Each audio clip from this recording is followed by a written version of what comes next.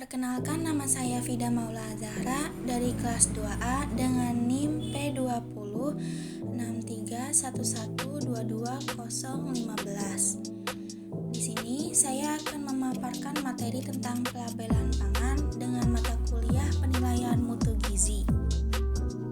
Pengertian dari pelabelan pangan. Pelabelan pangan adalah keterangan mengenai pangan yang berbentuk tulisan, gambar, atau kombinasi keduanya yang disertakan pada pangan, dimasukkan ke dalam, dan merupakan bagian kemasan pangan. Di slide kedua ada tujuan dari pelabelan pangan. Tujuan pelabelan pangan yaitu memberikan informasi tentang identitas produk dalam kemasan, menarik minat pembeli, dan alat komunikasi antara produsen dan konsumen. Kemudian di slide ketiga ada persyaratan label. Persyaratan label yaitu label harus jelas, berisi informasi yang benar, dan mudah terlihat. Di slide keempat ada pelabelan dalam Undang-Undang Pangan, yaitu keterangan halal untuk suatu produk pangan sangat penting bagi masyarakat Indonesia yang mayoritasnya memeluk agama Islam. Label memuat daftar bahan yang digunakan, berat bersih, nama dan alamat pihak yang memproduksi, tentang halal, dan bulan tahun kadaluarsa. Label terdiri atas 1. Bagian utama. Di bagian utama ada nama produk, berat bersih, nama dan alamat produsen, dan nomor pendaftaran. Yang kedua, di bagian informasi ada komposisi, informasi gizi, kode produksi, tanggal kadaluarsa, petunjuk penyimpanan, dan petunjuk penggunaan.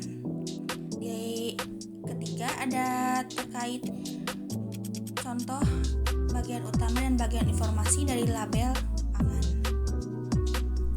Di sini ada terkait yang tidak boleh dicantumkan dalam label, yaitu pernyataan yang tidak benar, nama, logo, lembaga yang melakukan analisis. Ketiga, pangan dapat berfungsi sebagai obat. Keempat, pangan dapat menyehatkan, misalnya mengandung serat alami dapat meningkatkan kesehatan. Dan terakhir, ada menggunakan nama atau gambar tokoh yang telah menjadi milik umum. Di sini ada kesimpulan. Kesimpulan dari PPT pelabelan pangan yaitu label berisikan informasi dari suatu produk pangan yang memiliki arti penting bagi konsumen. Informasi yang terdapat dalam label akan menjadi salah satu pertimbangan bagi konsumen dalam memutuskan untuk membeli atau mengonsumsi pangan tersebut. Pengertian label menurut pasal 1 angka 3 Peraturan Pemerintah Nomor 69 Tahun 1999 tentang label dan iklan pangan adalah setiap keterangan mengenai pangan yang berbentuk gambar, tulisan, kombinasi keduanya, atau bentuk lain yang disertakan pada pangan, dimasukkan ke dalam, ditempatkan, atau merupakan bagian kemasan pangan. Berikut adalah cuplikan video tentang pelabelan gizi.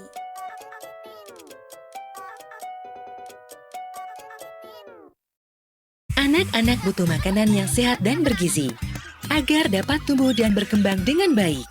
Akan tetapi, seberapa mudahkah untuk mengetahui manakah makanan dan minuman yang paling sehat untuk anak-anak kita? Saat ini semakin banyak makanan yang kita konsumsi, dikemas dalam kaleng, kotak karton, botol, dan kantong. Banyak diantaranya sudah melewati banyak proses dengan bahan-bahan murah seperti gula, garam, dan lemak yang ditambahkan. Agar semakin menguntungkan perusahaan dan semakin menarik serta lezat bagi anak-anak.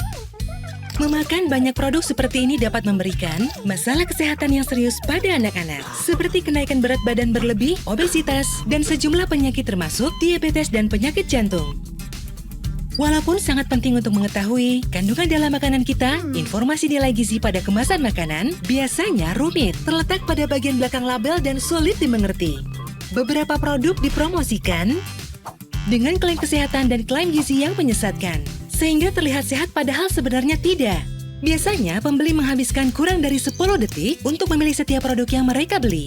Waktu tersebut tidaklah cukup untuk memahami informasi nilai gizi yang membingungkan dan menyulitkan bagi orang tua serta anak-anak untuk mengetahui pilihan makanan dan minuman yang paling sehat. Akan tetapi, ada solusinya. Label pangan yang jelas dan sederhana. Pada bagian depan label yang membantu pembeli menemukan pilihan yang paling sehat. Saat ini, ada beberapa jenis bagian depan label yang telah dibuat di beberapa negara di dunia. Walaupun ada beberapa jenis label pangan yang berbeda, buktinya sangat jelas. Agar efektif haruslah, pertama, dilegalkan secara hukum oleh pemerintah untuk dicantumkan ke semua makanan dan minuman kemasan.